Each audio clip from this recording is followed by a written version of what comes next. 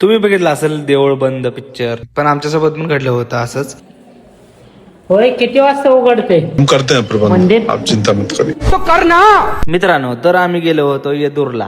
येदूर हे कर्नाटक मधील वीरभद्र देवाचे मंदिर आहे येदूरला. या ठिकाणी आमचे मित्र शिदलिंग जंगम यांचा कुलस्वामी आहे या, त्यासाठी आम्ही गेलो होतो सर्वजण मित्र. तो म्हणला आमच्या कुलस्वामीला जाऊन येऊया आपण सगळे.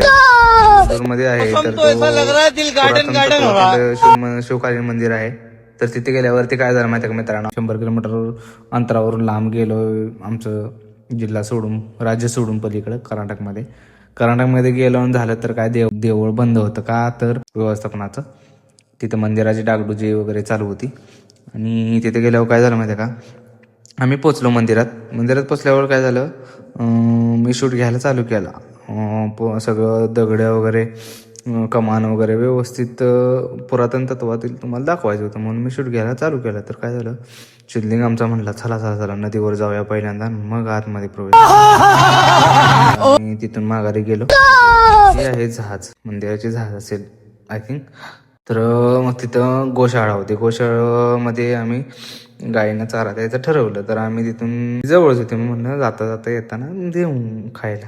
मग आम्ही ह्या गाया आहेत बघा, ह्या गाया पाळलेल्या आहेत, त्यांना आपण चारा विकत घ्यायचा आणि त्यांना खायला घालायचा अशा पद्धतीने. आम्ही ही बघा नदीवरती पोचलो.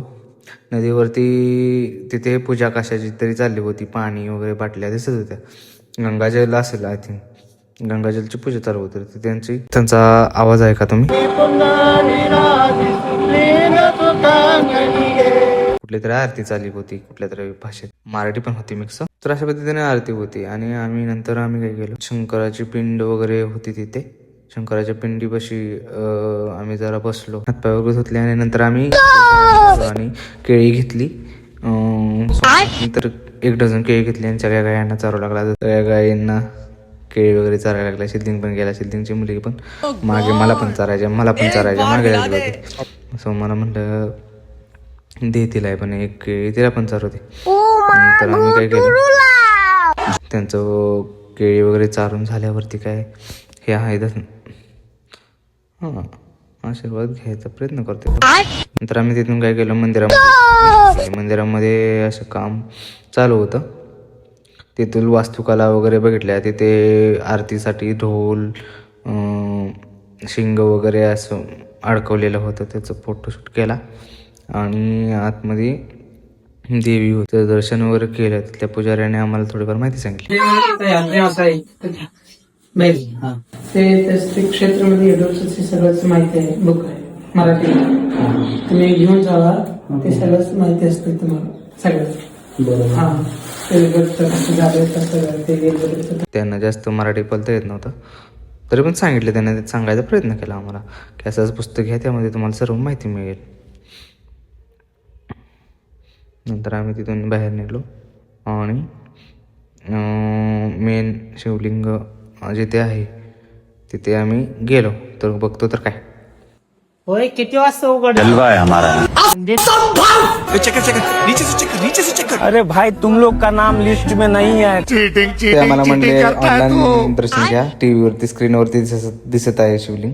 तोपर्यंत सोमा ऑनलाईन स्क्रीनवरतीच ध्यानस्थ झाला. नंतर आम्ही जो शिदा वगैरे आणला होता तो शिवलिंगने सगळ्या कुंड्यांमध्ये टाकून घेतला. तर तिथे वाळू वगैरे सर्वत्र काम चालू असल्यामुळे पसरलेले होते, त्यामुळे भक्तांना वगैरे प्रवेश बंद होता.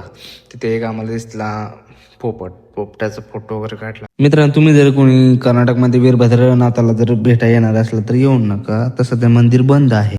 तर मूर्त्यांचे फोटो घेतले आणि तिथे जिलेबलिपीत काय काय लिहिले होते. हे मंदिर आहे बघा, मंदिराभोवती असं मंडप टाईप असं काय तर टाकलं होतं, काम चालू असल्यामुळे मंडपच काय तर होतं. आणि मग नंतर आम्ही त्या वास्तुकला बघितली. वास्तुकलेमध्ये बरेच देवी देवता होते, स्तंभ होते, ते दुकानं वगैरे लागलेली होती, मोठी मोठी मेव्याची वगैरे दुकान लागली होती. तिथे शिदलिंगला बरेच काही गोष्टी घ्यायच्या होत्या. शिदलिंगला शॉपिंगसाठी सोडला. तोपर्यंत आम्ही परत नंतर गेलो बसवेश्वरांच्या गादीवरती. तिथे पाया वगैरे पडला शिदलिंग, आम्ही पण पडलो. तर भावनो, मी सॅगी व्लॉगर. तर माझे व्हिडिओ आवडले असतील तर मला फॉलो करा.